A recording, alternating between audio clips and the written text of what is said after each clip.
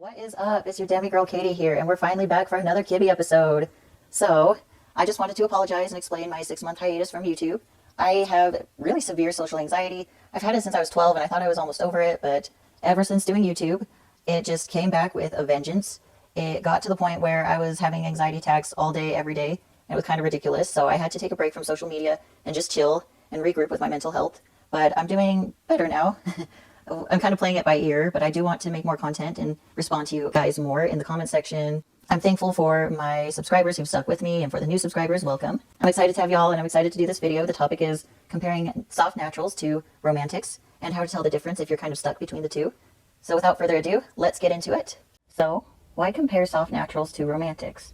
Well, sometimes this happens. As you can see, there can be an overlap in clothing, energy, and stylization between soft naturals and romantics. So what kinds of vibes do romantics have? Well, you can have any vibe as a romantic. Romantics can have a very dreamy and painting-like energy, and they can be very sensual, glamorous, nostalgic, and sometimes even edgy and badass. Romantic line recommendations include things like soft, lightweight fabrics, waist emphasis, gentle curve definition, intricacy, small drapes, and delicate gathers, and sometimes delicate colors or reflectiveness. Soft natural line recommendations can also include things like waist emphasis, drapes, subtle curve definition, and touches of intricacy. However, I like to think of soft naturals as Ali Art described them being kind of romantic undone. For example, a soft natural celebrity might wear a glamorous gown with tousled hair or a simple updo. Her dress might be more relaxed than a romantic's dress, or maybe a little bit less delicate.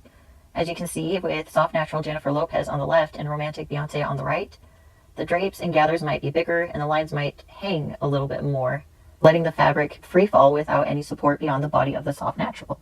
The soft natural will be able to carry more visual weight and bulk than the romantic.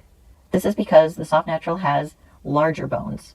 Even though both soft naturals and romantics can be petite or the same height, soft naturals have more density, angularity, and width to their bones.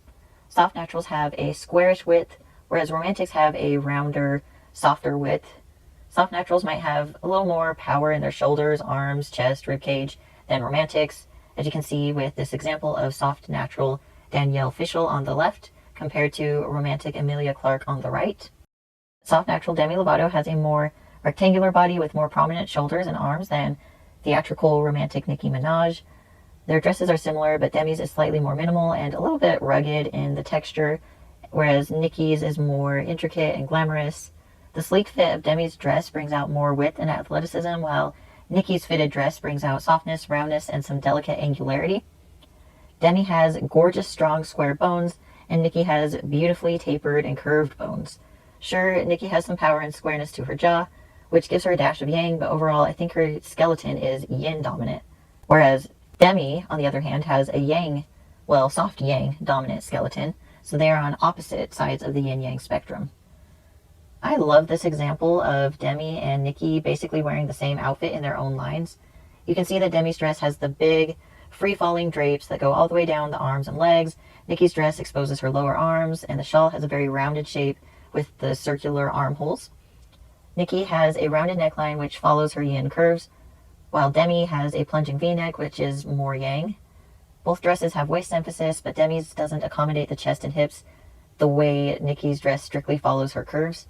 The pattern of Demi's dress reads as more animalistic and naturalistic, while the pattern on Nicki's dress reads as glamorous and luxurious. And I think that both of them look very fierce and sensual. Okay, let's look at some facial bones. Now, I know faces aren't really the most important part of determining your Kibbe type, but sometimes it helps to look at your face. So, first we have soft natural America Ferrera compared to pure romantic Cardi B. You can see that America's bones have a little bit more visual weight and density than Cardi's.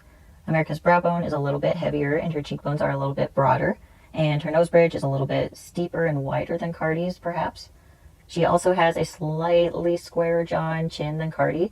One difference between soft naturals and romantics is that soft yang bones tend to protrude, while yin bones tend to recede. Yin bones like to recede into the flesh, which can create very smooth circular shapes, and soft yang bones can create more broad U-shapes or smudged ovals when they're combined with juicy flesh. This is because the roundness of the flesh appears to soften the bluntness of the bones, but this is just an illusion because the bones are still powerful regardless of the type of flesh that is on top. Next we have soft natural Scarlett Johansson compared to romantic Holiday Granger. Sure, Holiday has a tiny bit of squareness to the corners of her jaw, but the bones of her chin, cheeks, and brows look more receded into the flesh. Her nose bridge appears softly and roundly defined, while Scarlett's face looks more chiseled. Scarlett has a more chiseled chin, jawline, and nose, and her brow bone might be a little bit heavier. And last for the faces is soft natural Chrissy Teigen compared to theatrical romantic Adrienne Bailon. Overall, Chrissy's face is more square, broad, and wide set compared to Adrienne's. Chrissy's nose bridge is a little bit thicker and more broadly powerful. Same with her cheekbones, and her chin and jawline are pretty chiseled. And even though Chrissy has full, lush lips, she still has some strength and broadness to her lips as well. Overall, Adrienne has more narrow and tapered bones, and her contours are very delicately defined. What can you do if you're still confused about whether you're a soft natural or romantic? Well, I came up with some tests that might help you. Now, I know that this is obvious, but first off, I would try some stereotypical Soft-Yang lines, especially if they lean more towards natural or flamboyant natural than soft natural. This could include things like a long hanging cardigan with a billowy shirt and some very casual jeans. You could also wear your hair in an updo or have it tousled. You could even carry a big unconstructed bag or wear some oversized sunglasses. Hypothetically, if you're on the natural spectrum, these lines shouldn't be too separate, but if you're a romantic, these lines in excess might feel very separate from your body. Extreme Soft-Yang lines on a romantic might feel soggy, slouchy, or bulky, which could be a sign that you have more yin bones than what a natural would have. You might even feel like you haven't finished getting ready for the day, or it could seem extremely casual on a romantic. The next test you could try is comparing yourself in a Soft-Yang coat to an extremely yin coat, especially long coats. Naturals, including soft naturals, might have an easier time wearing slightly bigger clothes with slightly less figure definition than romantics. Romantics are extremely sensitive to fabric bulk, and the lack of strict curve accommodation might even make them feel like their clothes look a little bit shapeless, or it might feel a little bit like a blob on their smaller frame. Romantics also have a need for a lot of rounded shapes and ultra lightweight volume, which would probably feel unnecessary for a soft natural. Another test you could try is the sweater test. You could wear a relaxed chunky knit sweater with a touch of waist emphasis or no waist emphasis to see how you look. If the shoulders and chest feel super saggy, or if you feel swallowed by the fabric, you might be a romantic. Again, the thickness and heaviness of the fabric might be difficult for the round sloping bones of a romantic to carry. Soft naturals, on the other hand, will struggle a lot less and may even feel chic in that type of a look. You could try a similar test by wearing some heavy draping, especially in the chest/waist region. The lack of chest/waist distinction might upset the yin-yang balance of a romantic because it doesn't reflect their delicateness. To the romantic, heavy draping might feel as though they are wearing wet clothes, and they might even feel like their clothes are kind of falling off, while soft naturals probably won't have any issues, and again, they might even look chic. Okay, so far the tests we've done have favored soft naturals, but let's flip the script. The next test you could do is to wear Ultra-Yin, stereotypically flouncy clothes and hair. Now, I know this could feel cheesy on anyone if you go overboard, but it seems like naturals are extra sensitive to this kind of cheesiness. It's like flouncy clothes are just too saccharine and too Disney Channel for a soft naturals vibe. So if this feels too much like you're trying to force yourself into being Shirley Temple, you might be a soft natural. You might also be a soft natural if the extreme yin feels a little bit skimpy and stiff. As usual, take this test with a grain of salt because it might not work as well for mature looking romantics or ingenue soft naturals. Another test is to try wearing Soft-Gamine lines or adding Gamine-ish elements into your outfit. This could include things like cropped and lifted lines, animated patterns, contrasting details, color blocking, and high closed necklines.